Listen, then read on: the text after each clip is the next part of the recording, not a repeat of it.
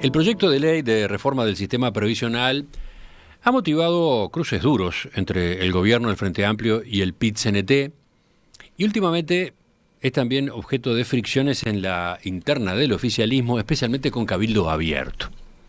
Pero este mes se sumó otro actor a ese debate, el CINVE, el Centro de Investigaciones Económicas. Una delegación de esta institución académica concurrió a la Comisión Especial de la Cámara de Diputados que analiza el proyecto.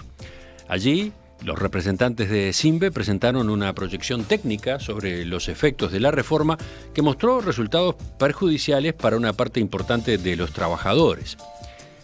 Ese estudio inquietó al Frente Amplio, que pidió que se contratara a una consultora independiente para realizar una evaluación imparcial de las metodologías del gobierno y de las consultoras que comparecieron en comisión. La idea no tuvo andamiento. Pero las actuaciones de CINVE en torno a este tema no pararon ahí. Junto con el matutino La Diaria, CINVE diseñó una calculadora jubilatoria, o sea, una aplicación en la que un trabajador puede estimar cómo cambiaría su prestación si se aprobara el proyecto que impulsa el Poder Ejecutivo. Esa herramienta generó en el oficialismo mucha molestia. De hecho, el doctor Rodolfo Saldain, el principal redactor del proyecto de ley, acusó a CINVE de desinformar y de militar a favor de la postura del Frente Amplio y del PIT-CNT. Vamos a conversar en los próximos minutos acerca de esa herramienta. Vamos a averiguar a propósito de la visión de CINVE sobre el proyecto de reforma de las jubilaciones. Estamos con el economista Gonzalo Zunino, director de ese centro de investigación. Zunino, buen día, gracias por acompañarnos. Buen día, gracias por la invitación. Empezamos con la definición, con la ubicación. Brevemente, ¿qué es el CINVE? Nació en 1975, ¿verdad? Exactamente. Es un centro de investigación privado, digamos. El fin o digamos, el objetivo de CINVE es aportar al conocimiento, aportar a la investigación, aportar al diseño de políticas públicas. Somos un conjunto de socios, economistas que trabajamos en diversos temas. El financiamiento surge totalmente de nuestros trabajos, con lo cual no tenemos, digamos, un sponsor necesariamente que nos pueda imponer o sugerir una línea editorial. O sea, cada proyecto tiene su persona o la institución que lo financia. En general, cada proyecto tiene su comprador. Participamos en distintos proyectos de investigación que son en base a fondos concursables. Participamos o trabajamos con organismos multilaterales, en proyectos de investigación, evaluación de políticas públicas. Tenemos también programas de formación, programas educativos. Y sí, digamos, a partir de ese esquema de financiamiento, tratamos de hacer nuestra contribución. ¿Es un think tank, como se dice en la jerga, o no? ¿Cómo se catalogan? Bueno, a ver, lo que pasa es que la definición de think tank a veces es un poco difusa. Muchas veces, no necesariamente, pero muchas veces esta idea de think tank está vinculada a un centro que impulsa algún tipo de ideas específicas, ¿sí? Que no es el caso de CINVE, donde es un colectivo en el que cada uno de los trabajadores, de los investigadores, tendrá su propia visión, pero como colectivo no impulsamos ningún tipo de idea en particular. Bueno, y ahí llegamos a una parte del debate, ¿no? En estas semanas el CINVE ha sido cuestionado por jugar a favor del Frente Amplio. Y el primero que fue por ese camino fue el presidente de la República, Luis Lacalle Pou, en aquella entrevista que dio en Subrayado a comienzos de marzo. Capaz que podemos escucharlo cuando la periodista Blanca Rodríguez le pregunta por la crítica que ustedes hacían sobre la rebaja del IAS, del Impuesto de Asistencia a la Seguridad Social, señalaba esto. Conozco la filosofía y la ideología de la gente que integra el CINVE. De hecho, algunos integraron el gobierno del Frente Amplio en gestiones pasadas. Entiendo esa visión, no la comparto, porque una cosa no tiene nada que ver con la otra. Decía el presidente que conocía la filosofía y la ideología de la gente que integra el CINVE. Me sorprendió esa declaración, porque reitero, como colectivo, individualmente en Simbe cada uno tiene su propia forma de pensar y no tenemos ningún tipo de restricción a que cada individuo lo haga público o no. Pero colectivamente no tenemos ninguna posición, no impulsamos ningún tipo de ideas y además es cierto, digo, hay personas conocidas que han pasado por Simbe, que son socios de Simbe y han integrado o han participado en gobiernos del Frente Amplio, pero también en gobierno de la coalición. O sea, el director de Simbe previo a mí, hasta 2020, Diego Oval, hoy ocupa un cargo que es un cargo político, digamos, como es la dirección del INE en este gobierno. Varios ex-Simbe también han pasado por este gobierno o están en este gobierno. Herman Camil en la dirección de deuda, aunque también estuvo en el gobierno del Frente Amplio. Nicole Perelmuter, que estuvo como directora de la asesoría macro, también es una ex-Simbe. Con lo cual, individualmente, reitero, Simbe no tiene una postura colectiva y han participado ex-Simbes en gobiernos del Frente Amplio, pero también en gobiernos de la coalición. Vayamos al otro pronunciamiento fuerte que hubo, pero bastante más fuerte, la semana pasada. El doctor Rodolfo Saldain salió al cruce de la calculadora jubilatoria, de la que ahora después vamos a hablar, y dijo que era un acto de militancia política a favor del Frente Amplio. Y es un acto de militancia política. Un acto de militancia política a favor de lo que es la posición del Frente Amplio y del PIT-CNT, lo cual es realmente lamentable de parte de Simbe, que ha perdido total línea académica en esta actuación, donde aspira que con 5 datos adivinarle a las personas qué jubilación van a tener. Eso es totalmente ausente de la más mínima seriedad, es propio de Mercachif. Yo creo que se equivoca, en particular, y lo he dicho en varias notas que me han hecho en estos últimos días, basta googlear simuladores de jubilación. Si quieren le agregan más países, simulador más España, simulador más México, simulador más Chile. Esta es una herramienta con la cantidad de variables que le asusta a Saldain. Es una herramienta muy utilizada en el mundo. Yo quiero que vayamos a eso dentro de unos minutos, a la parte técnica de la herramienta. Me detenía acá o quería saber cómo vieron lo que dice Saldain en cuanto a que esto es militancia política, en cuanto a que ustedes perdieron totalmente la línea académica. Bueno, yo creo que si nosotros trabajamos en una herramienta habitual, confiable, no perdemos ninguna línea. Y por eso creo que se equivoca. Pero cada uno es libre de pensar como quiera. ¿Han charlado, han hablado con Saldain después de una salida como esta tan fuerte que hizo? No hemos hablado. Si él quiere llamarnos y preguntarnos, estamos a la orden, pero nosotros no lo vamos a llamar a ver por qué nos acusa de esto. Pasemos entonces, ahora sí, a la calculadora jubilatoria, esta que desarrollaron junto al matutino La Diaria. ¿Cómo surgió? ¿De dónde partió la iniciativa? Bueno, a ver, nosotros estamos trabajando desde hace años en este tipo, digamos, en el análisis de la seguridad social, y en particular el año pasado, ya con propuestas arriba de la mesa, trabajamos en un informe técnico que evalúa impactos de la reforma en distintas dimensiones: impactos en cobertura, impactos en suficiencia, impactos distributivos.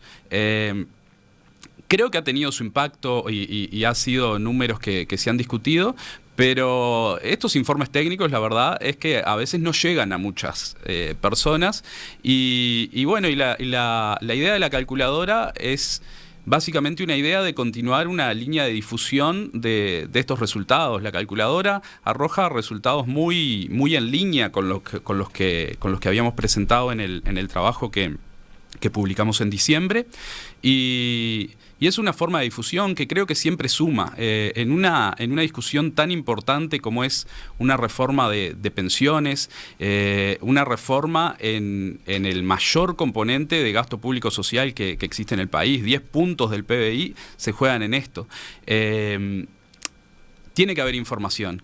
Porque cuando no hay información, a veces pasa que llegado el momento, cuando la reforma madura y la gente empieza a jubilarse y no es lo que esperaba, hay problemas. Siempre es mejor tener la información previa. Caso de Chile, por ejemplo. La gente tenía una expectativa que después no se concreta. Cuando se empieza a jubilar la gente, surgen problemas. Ya iremos a cómo funciona el simulador, pero antes ha habido mucha polémica al respecto. Por un lado estuvieron los cuestionamientos políticos, recién veíamos algunos. Por otro están los técnicos. Y también hubo planteos filosóficos, podría decirse, como el de Marcel Vaillant, doctor en economía, que en Twitter escribió, comillas, la calculadora de SINVE, más allá de los parámetros, evalúa la reforma de la seguridad social basado en el criterio uruguayo de ¿cuál es la mía? Cuando la evaluación debería ser en términos de sustentabilidad, equidad, etcétera. En fin, de bienestar social o alguna aproximación al bienestar social. ¿Qué dice usted de esta objeción? La de que ustedes van por el ¿cuál es la mía? Bueno, yo creo que Marcel Vaillant le adjudica a la calculadora más, más ambición de la que tiene. La calculadora no evalúa a la reforma. La calculadora es un medio de difusión que le permite a la gente conocer cuál sería o contar con una aproximación de cuál sería su impacto. Después, obviamente, para evaluar si esa reforma es razonable, si la reforma está bien encaminada, hay que evaluar muchas dimensiones y como comentaba antes, nosotros hemos trabajado en este tema, hemos evaluado los impactos en cobertura, los impactos distributivos, los impactos en suficiencia, que también son importantes. Pero no, la calculadora no evalúa nada, digamos. La calculadora le permite a la gente tener una aproximación de los impactos. Claro, pero... En suficiencia. Claro, pero digamos que la objeción está, pero entonces se está apostando a que la gente solamente mire la reforma por su propio interés, el individual, digamos, ¿no? No necesariamente, pero el interés individual, como comentaba hace unos minutos, es relevante. Si la gente tiene una expectativa muy diferente a la realidad en materia de suficiencia, cuando llega el momento de jubilarse, surgen problemas y surgen cambios y surgen pedidos de modificaciones. Mismo en Uruguay, digamos, el episodio de los cincuentones, cuando hay una reforma y no está adecuadamente transparentados los efectos que van a tener en la mía, llegado el momento, genera problemas. Parte de que la reforma sea sostenible se juega en que sea transparente y que la gente esté consciente de que hay que hacer una reforma, y bueno, estos son los impactos que tiene. Vayamos a las críticas de índole técnico, y para eso, antes, cuéntenos los parámetros. ¿Qué parámetros utiliza la calculadora? ¿Cómo es su funcionamiento? Bueno, los parámetros utiliza tres parámetros, tres iniciales parámetros más orientados a la parte salarial, que son sexo, edad y el ingreso actual, y dos parámetros que se complementan, orientados a lo que es la densidad de cotizaciones, que es la cantidad de años de contribución que la persona lleva en total hasta la edad en la que está, hasta su edad actual, y la cantidad de cotizaciones que tuvo en los últimos 5 años. Esos son los 5 parámetros. Esos son los 5 parámetros. Con estos 5 parámetros, nosotros, o la calculadora, le termina adjudicando a la persona una trayectoria salarial, ¿sí? Una trayectoria salarial completa. Nosotros hemos estudiado mucho, trabajando con los microdatos de la seguridad social, cómo es el comportamiento de las curvas salariales, digamos, cuál es su pendiente, cómo evolucionan los salarios con las distintas edades, y cómo evolucionan también los salarios dependiendo de la densidad de cotizaciones. En general, cuando uno tiene una densidad muy continua, los salarios tienen un crecimiento más suave y, digamos, y claramente la curva termina siendo más ascendente. Cuando uno tiene una densidad muy interrumpida, quiere decir que las personas están entrando, saliendo de trabajar. Cuando uno sale del mercado y vuelve a entrar, no necesariamente entra con un salario mayor al que tenía antes, con lo cual la curva salarial empieza a aplanarse y no es tan claro que sea creciente. Es decir, nosotros tenemos un trabajo atrás donde tenemos el comportamiento promedio de estas curvas salariales. Uno pone sus datos y nosotros básicamente le asignamos una trayectoria salarial. A ver, 2 puntualizaciones allí. Primero, ¿es suficiente hacer la proyección con 5 datos, con esos 5 parámetros? Porque esta es una parte del debate, ¿no? Es razonable. Y cuando yo digo es razonable, reitero, es una herramienta utilizada en todo el mundo, en muchos institutos de seguridad social, muchas AFAPs, digamos, en el mundo, tienen en sus páginas web colgados simuladores muy parecidos a este y muchos, digamos, instituciones que tienen departamentos de ciencia de datos enormes. Uno va y mira en su web y hay un simulador colgado. Estaba revisando, por ejemplo, el de BBVA, que tiene, lo conozco porque algunos colegas que estudiaron conmigo en España trabajan ahí, un departamento de ciencias de datos enorme, tiene colgado un simulador con 3 variables. 3 variables. 3 variables en España. Le estoy haciendo estas preguntas porque el doctor Saldain, usted lo sabe, anotó que en un cálculo de este tipo deberían tenerse en cuenta más de 20 variables y considerar toda la historia laboral de la persona, ¿no? Cuando uno incorpora muchas más variables, empieza a reducir la varianza del indicador. No necesariamente... La varianza, acá la complicamos. Bueno, el margen de error de la proyección. El margen de error de la proyección. A ver, yo puedo tener un modelo con muchas variables y la proyección puntual me da jubilación de 30.000 pesos. Bueno, hay que ver cuál es el margen de error de esa proyección. Tener 20 variables o 25 o 6, no hay un límite econométricamente definido para decir cuándo un modelo es útil y cuándo no. Me impresiona, de todos modos, la diferencia, ¿no? Ustedes dicen con 5 alcanza, Saldain dice 20. Sí, nosotros lo decimos y en el mundo se usa. Está bien, sí, usted mencionaba otros ejemplos también, pero Saldain dice 20, ¿no? Capaz que en el curso de econometría que tuvo Saldain le dice que 20 variables es el mínimo. Yo digo que los modelos pueden ser útiles a veces con menos variables y sobre todo cuando son variables que se le solicita a la persona. Si uno empieza a pedir mucha información, distinto si es un simulador que también existen y son muy extendidos en el mundo, donde uno pone la cédula y le va a una base de datos donde tiene cargada su historia. ¿Sí? En ese caso, si yo pongo mi cédula y el simulador me remonta a mi historia de BPS, con todos, digamos, los datos que tengo cargado, es un indicador o es un simulador que funciona mejor. También muchos institutos y muchas aseguradoras tienen ese tipo de simuladores. Funciona mejor porque tiene más información, pero no quiere decir que lo otro no sea útil. Bueno, y hablando de cuánta información se tiene. Sí, no, y un puntito más, pero cuando la información esa extensa no la tengo precargada, sino que se la pido a las personas, ahí empieza a haber un trade-off entre cantidad de información y calidad de la información. Si yo le pido pocos datos a la gente, su ingreso actual, cuántos años cotizó, probablemente conteste o responda muy de forma precisa. Si yo le empiezo a pedir demasiada información, bueno, ¿cuál fue tu ingreso del año pasado? ¿Cuál fue tu ingreso de hace 10 años? ¿Cuál fue la calidad de la información, empiezo a tener más información, pero de dudosa calidad. Con lo cual, el margen de error al final del día no necesariamente se reduce. Bueno, ¿y cuál es la base sobre la cual ustedes se mueven? Ustedes ponen en la ficha técnica para la construcción de las trayectorias de ingresos, se estimó un modelo econométrico de datos de panel.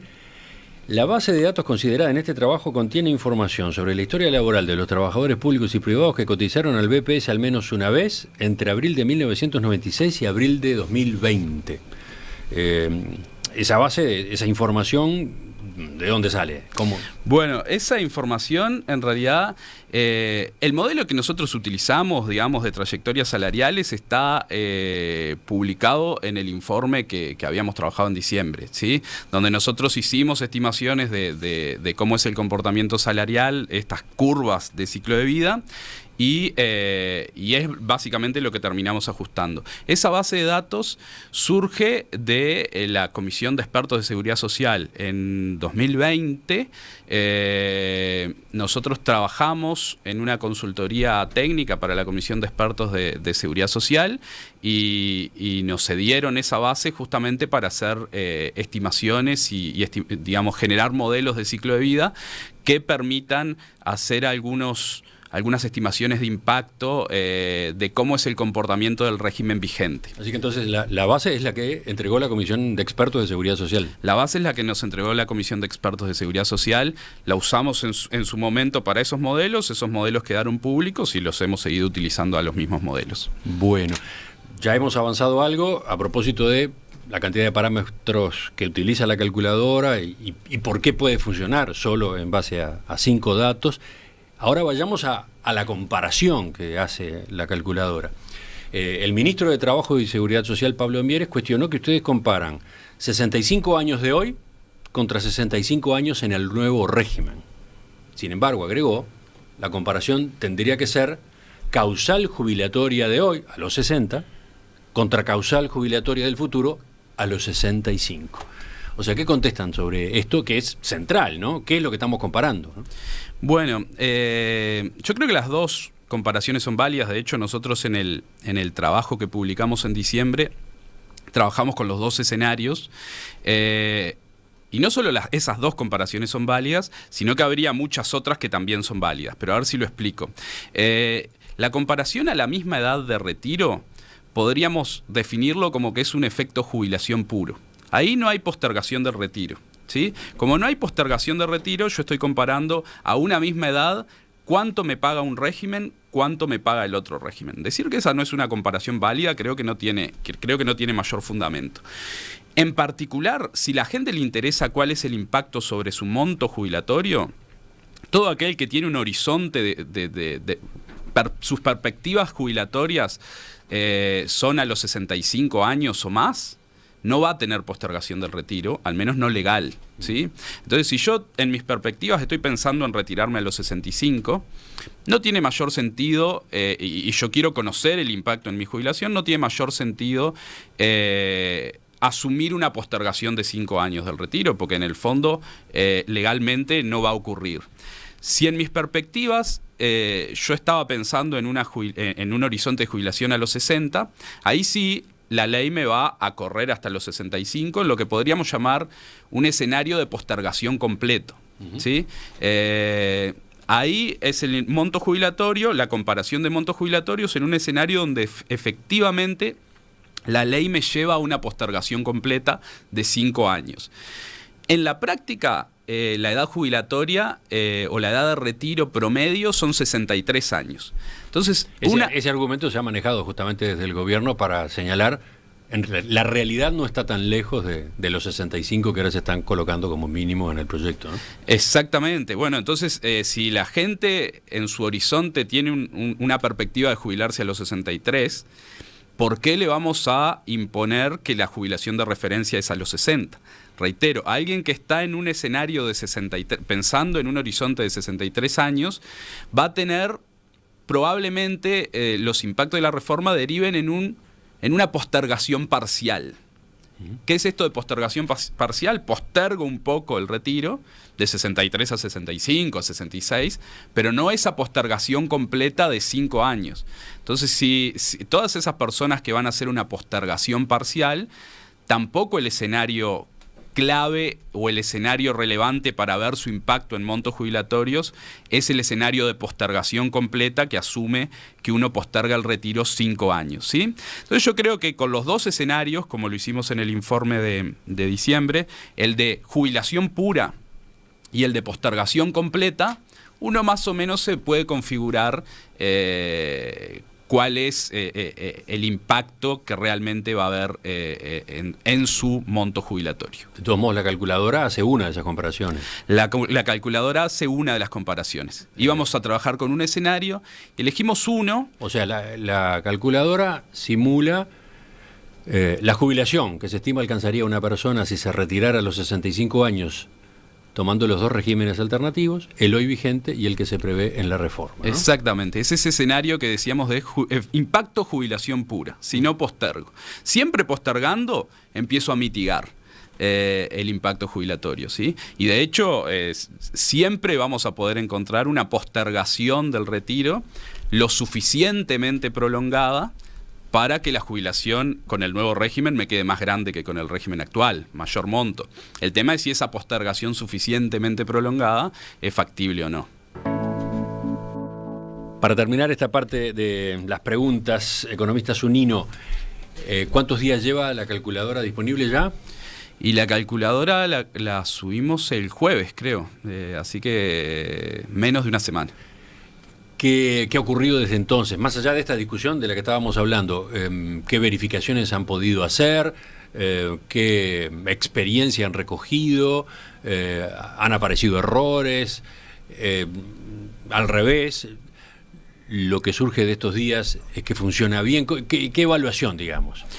La evaluación, a ver, vamos a una evaluación de uso, ha sido muy positiva, que yo creo que marca que justamente hay una demanda de información que no está completamente satisfecha, ¿sí? Ahora no tengo los últimos números, pero hasta el sábado ya andábamos cerca de las 150.000 corridas de la calculadora jubilatoria. No quiero decir personas, porque capaz que una misma persona hizo más de una prueba, digamos. 150.000 usos. Hoy es martes, capaz que ahora tendría que llamar a la gente de la diaria para ver en qué números andamos. Esto marca que realmente hay una demanda, la gente está preocupada por el tema, le interesa saber y evidentemente encontró en la calculadora una herramienta útil. ¿Y los técnicos que la han usado y que la han mirado, los que no son de SINVE, y dejando de lado el debate político, ¿no? ¿Qué les han dicho? Bueno, nosotros hemos compartido con diversos técnicos, no los voy a nombrar porque no sé si les interesa que los nombre o no, pero hemos compartido con diversos técnicos la calculadora, la programación, no la pantalla, digamos, que ve la gente, y hemos tenido digamos, respuestas o chequeos en general todos positivos.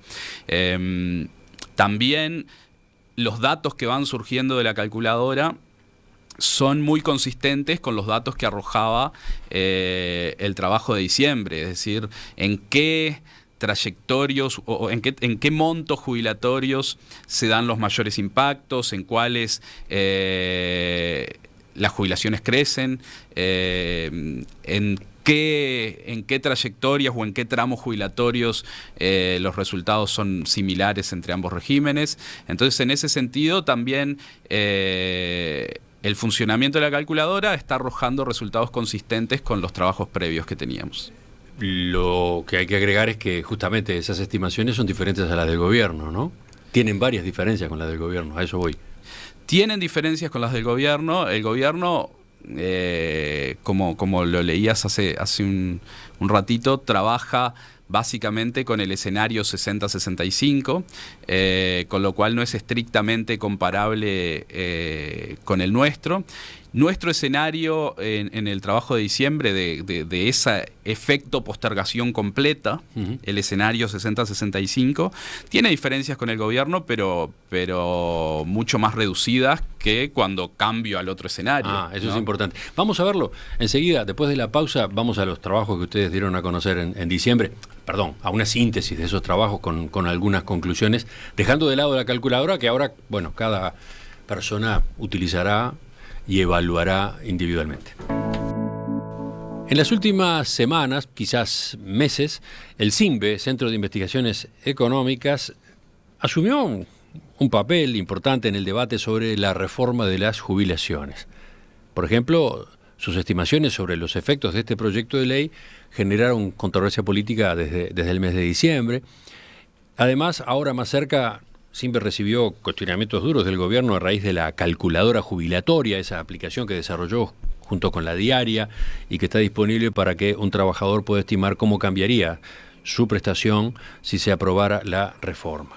Bueno, en este contexto, con ese telón de fondo que estamos conversando esta mañana con Gonzalo Zunino, economista, director e investigador en Simbe, donde ha dedicado su trabajo reciente al análisis macroeconómico, dinámica de capital humano, mercados laborales y análisis de la seguridad social. Es docente en el Departamento de Economía de la Facultad de Ciencias Económicas, donde dicta cursos de grado y posgrado. Zunino, veamos, yendo justamente a los trabajos que ustedes elaboraron a fines del año pasado, vamos a la reforma. En primer lugar, los aspectos generales. El objetivo general es reducir el déficit del sistema previsional. Es uno de los objetivos principales y creo que más que el déficit es contener el gasto en seguridad social, ¿no? Porque el gasto hoy en seguridad social, dada la trayectoria demográfica, tiene un comportamiento creciente, conduce a una evolución del gasto en términos del PBI creciente. Podríamos pensar que los ingresos que financian al sistema van a evolucionar con el PBI y entonces uno mira hacia el futuro y ve que hoy no están los recursos para pagar las jubilaciones dentro de unas décadas. Dice el mensaje del Poder Ejecutivo, leo textualmente: de mantenerse el escenario actual sin reforma previsional, los egresos para el pago de pasividades de los subsistemas estatales, que hoy son 10% del PBI, aumentarían en casi 1 punto del PBI en los próximos 20 años y aumentarían en casi 2 puntos del PBI hacia el 2060. Con la reforma proyectada por el gobierno, en 5 o 6 años, la asistencia extra necesaria se estabiliza en el entorno de 1,5% del PBI.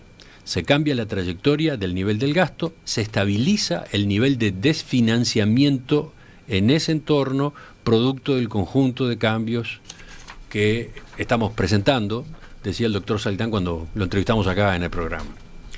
Entonces mi pregunta es, ¿ustedes entienden que la reforma es necesaria teniendo en cuenta ese objetivo fiscal, llamemos así? Bueno, siempre que uno tiene perspectivas de que va a tener un gasto que no sabe cómo cubrirlo, tiene que ir previendo con tiempo cómo, de dónde va a sacar los ingresos o si va a moderar el gasto, ¿no? Entonces, en ese sentido, es necesaria. Hay muchas estimaciones que muestran ese desfasaje en evolución entre gasto e ingresos. En cuanto a ese pronóstico, en toda esa proyección, ¿ustedes coinciden? Sí, no tenemos mayor reparo, digamos. No necesariamente los impactos de la reforma, donde nosotros no tenemos proyección propia, entonces en principio... ¿No hay proyección propia de Simbe de cómo impactaría en este sentido, en este plano, la reforma? Todavía no. Vamos a ver si este año trabajamos en eso, que siempre es bueno que haya más estimaciones sobre la mesa, pero todavía no. Hacemos visto bueno y confiamos en las estimaciones disponibles, pero siempre es bueno tener más. Ahora, ¿coinciden en el sentido de urgencia que el gobierno, que el proyecto maneja? ¿Es necesaria una reforma ahora? Bueno, como las reformas demoran en tener impacto, es bueno empezar a hacer la reforma. Creo que estamos en una ventana en la que habría que implementar una reforma. Y cuando hay una ventana, no necesariamente es este mes ni este año, pero estamos en la ventana para hacerlo. Si nos vamos 10 años para atrás, capaz no estábamos tan lejos del 1996, cuando se hizo una reforma súper estructural, digamos. En 2016, a 20 años de esa reforma, podríamos empezar a decir, empezó a madurar la reforma anterior, y uno, cuando la reforma empieza a madurar, empieza a tener perspectivas más claras de si está todo bien o si hay problemas. Entonces, uno piensa, a principio del año 2000, a principio de la primera década, teníamos la reforma del 96 muy encima. Ahora ya tenemos la reforma del 96 más madura, y proyecciones que muestran un desfasaje entre gastos e ingresos, y entonces hay que hacer una corrección. Comparto el espíritu de la reforma en que creo que el ajuste hay que hacerlo del lado del gasto. Creo que cuando hablamos de la urgencia, ahí yo tengo un matiz.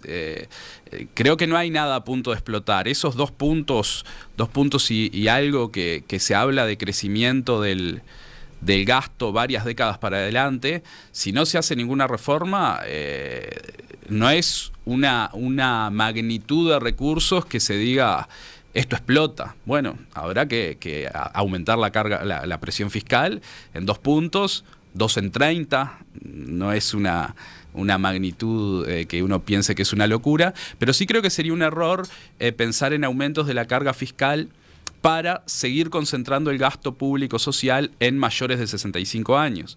O sea, creo que el espíritu de que el ajuste sea por el lado del gasto tiene como fundamento que permita un rebalanceo del gasto público social. Es decir, yo mantengo el gasto público social actual en porcentaje del PBI para cubrir a esa franja de la población de 65 y más, y los nuevos espacios fiscales que se vayan generando, debería darlos como prioridad en otros tramos de la protección social, particularmente en infancia, donde Uruguay tiene niveles de pobreza que multiplican por 10 la pobreza de los mayores de 65. A ver si entiendo bien. Usted dice que coincide con que la corrección se haga por el lado del gasto.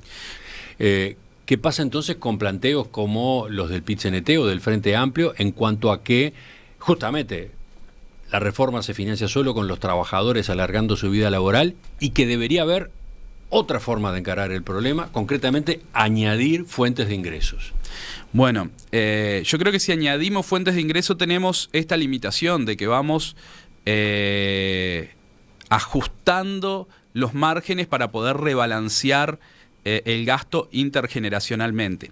Ahora, decir que comparto el espíritu de que el grueso de la reforma tenga que hacerse desde el lado del gasto no implica que no había nada para hacer desde el lado de los ingresos.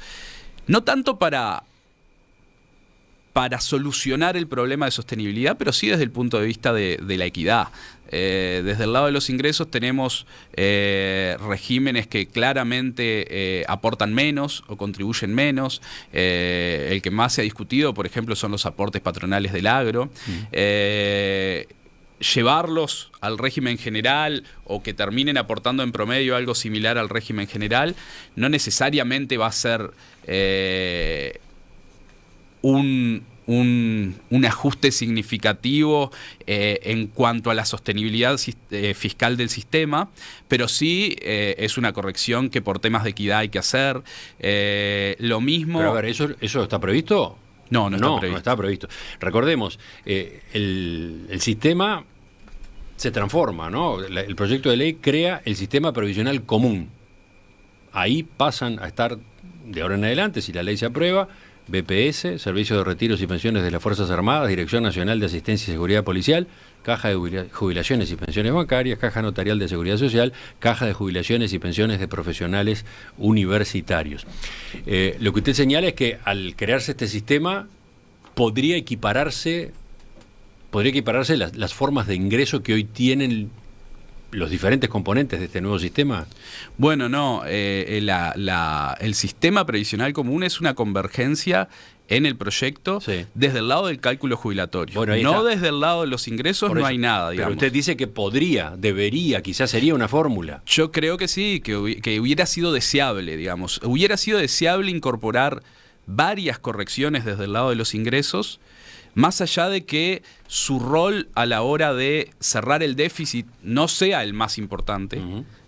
Sí hubiera sido deseable hacer muchas más correcciones desde el lado de los ingresos, decíamos, más por razones de equidad que por razones de que sean el motor de ajuste de la sostenibilidad fiscal. Bueno, el gobierno dice que este proyecto lo que busca es sustentabilidad, justicia y equidad. Usted está apoyándose en uno de los valores, en uno de los atributos. Usted dice, podría haber más equidad. Podrían haberse hecho varias reformas del lado de los ingresos procurando mejorar la equidad, aún con el espíritu de que la sostenibilidad se recuperara desde el lado del gasto. Bien, pero ustedes no consideran la posibilidad de introducir nuevos impuestos dedicados a financiar la seguridad social o el sistema previsional, porque de eso también se habla.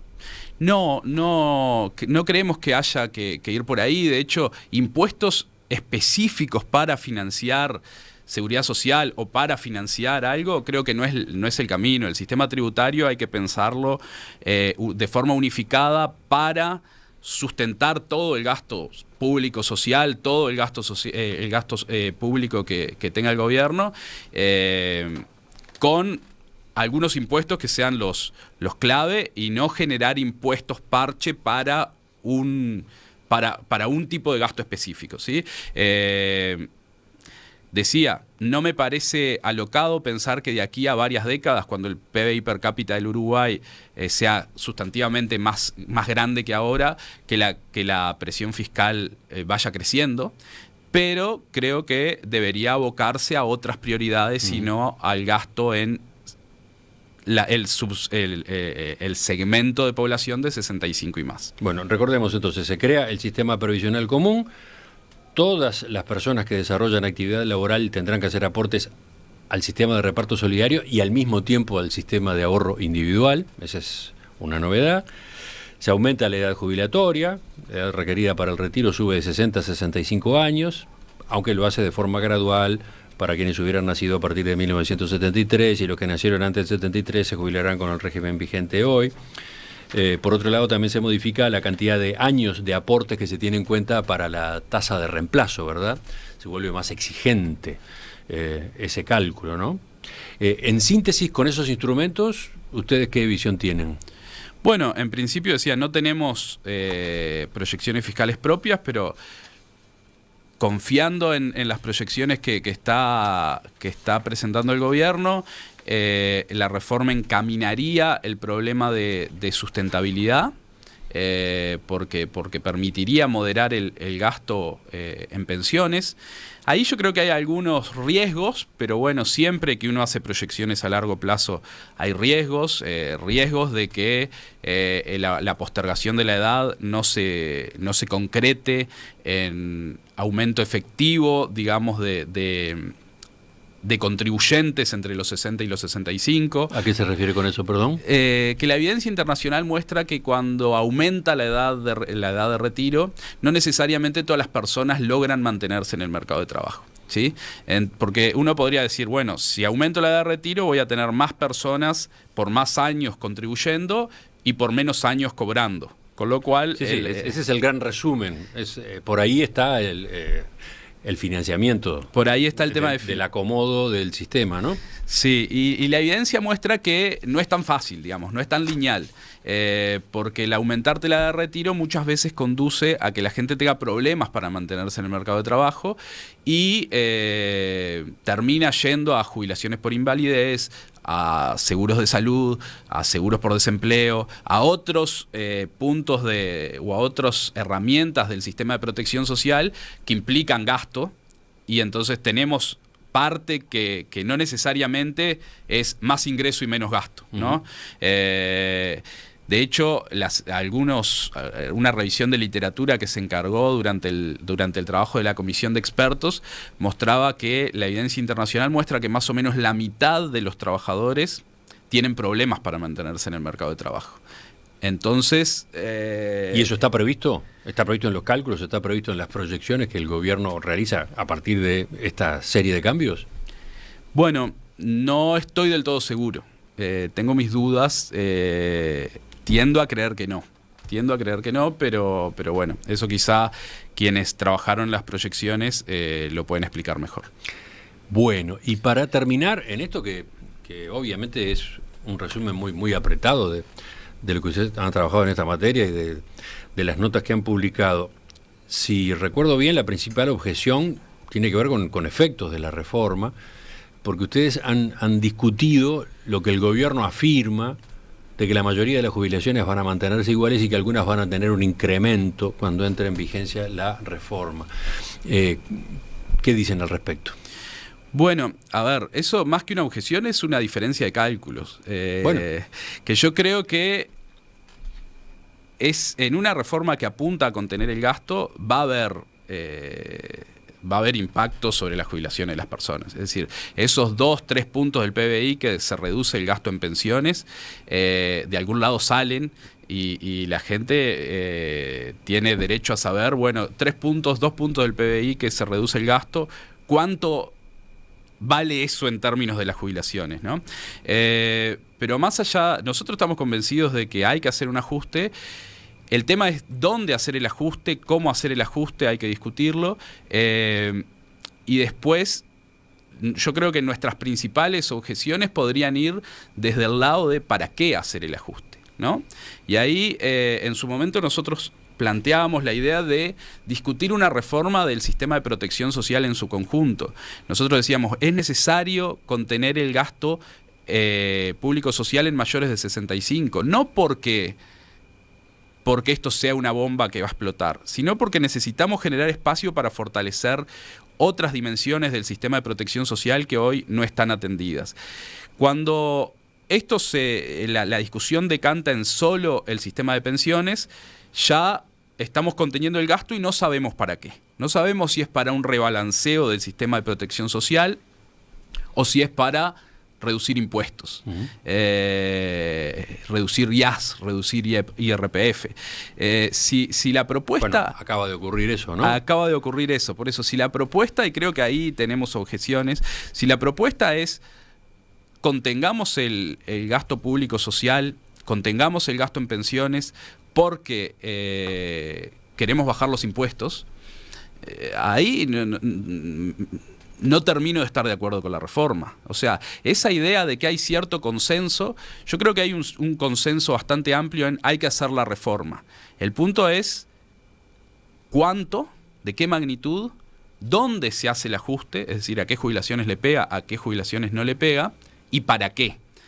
Cuando empezamos a discutir de qué magnitud es el ajuste, dónde o de qué forma se hace el ajuste y para qué lo hacemos, ahí los consensos se empiezan a romper, ¿no? Y yo creo que ahí hay un tema bien relevante. Si la propuesta es contener pensiones para reducir la carga tributaria, para reducir el estado de bienestar, yo creo que ahí todo el consenso empieza a deteriorarse de forma importante, ¿no? Y ese para qué lo hacemos no está del todo explícito, porque quienes estábamos promoviendo esta idea de un rediseño de todo el esquema de protección social, ese rediseño no se da porque toda esta otra dimensión del esquema queda fuera de la discusión, ¿no? Uh-huh. Entonces, en principio se contiene el gasto, todavía no sabemos para qué. Uh-huh. ¿Y qué impresión tiene a propósito de lo que va a pasar con el trámite del proyecto ahora que está en instancia crítica en la Cámara de Representantes? Por un lado tenemos que el Frente Amplio no vota en general, acompañará eventualmente algunos artículos, pero con los votos del Frente Amplio no se puede contar para que salga esta iniciativa. El debate está planteado dentro del oficialismo, y esta semana es una semana bastante crítica en ese sentido. Tomando en cuenta las discrepancias que plantea, por ejemplo, Cabildo Abierto, ¿qué impresión tiene? Bueno, sobre qué va a pasar ahí, la verdad que eso es más para politólogos que para economistas. La pregunta podría ser esta otra, entonces. Si no se logra un acuerdo, si no vota Cabildo Abierto, si no se atienden suficientemente sus demandas y Cabildo Abierto no vota, la ley no sale, punto. ¿Qué pasa en ese escenario? Bueno, en ese escenario lo más probable es que se siga discutiendo y dentro de esta ventana en la que estamos, en la que es posible hacer la reforma, seguramente se llegarán a acuerdos, ¿no? Y acuerdos que sean sustentables, como decía. Un acuerdo sustentable de ventana, estamos hablando de ¿cuántos años? Y a ver, si se hace en la próxima administración no habría mayores problemas. Primeros años de la próxima administración. Por razones políticas, seguramente primeros años de la próxima administración. Por razones técnicas, no necesariamente los primeros años. Pero bueno, una reforma que sea sustentable tiene que tener el apoyo de los partidos políticos y también transparencia y que la ciudadanía básicamente conozca los impactos. Porque como decíamos, cuando la ciudadanía no conoce los impactos, el régimen madura, empiezan las primeras jubilaciones y el régimen empieza a deteriorarse, a tener parches, a incorporarse soluciones ad hoc que no estaban previstas por el descontento que se genera. Entonces, tiene que ser lo más transparente posible y en lo posible tener los mayores acuerdos a nivel político, a nivel de las representaciones de BPS, que hoy están en los 3 órdenes oponiéndose a la reforma. Creo que ahí habría que tratar de impulsar un consenso más amplio de lo que hay hoy. Sí, me quedé pensando en su respuesta sobre los consensos que es necesario construir, quizás más amplios de los que hoy tiene esta discusión, pero ¿es posible llegar a ese tipo de acuerdo, teniendo en cuenta lo que usted mismo señalaba hace unos minutos, ¿no? El ajuste, de qué magnitud el ajuste y para qué el ajuste. En torno a todas esas variables, ¿es posible, es factible que haya coincidencias? Bueno, consenso completo probablemente nunca, porque, a ver, la dimensión del estado de protección, la dimensión del estado de bienestar es uno de los parteaguas políticos más grandes, digamos, donde hay menos consenso. Pero siempre es posible una reforma que deje, digamos, medianamente incómodos a todos. Porque algo de incomodidad siempre va a haber en este caso, ¿o no? Exactamente. Una negociación implica en que todas las partes deberían terminar un poco incómodas. Gonzalo Zunino, economista, director de CIMBE, Centro de Investigaciones Económicas, le agradezco su presencia esta mañana. Gracias por la invitación.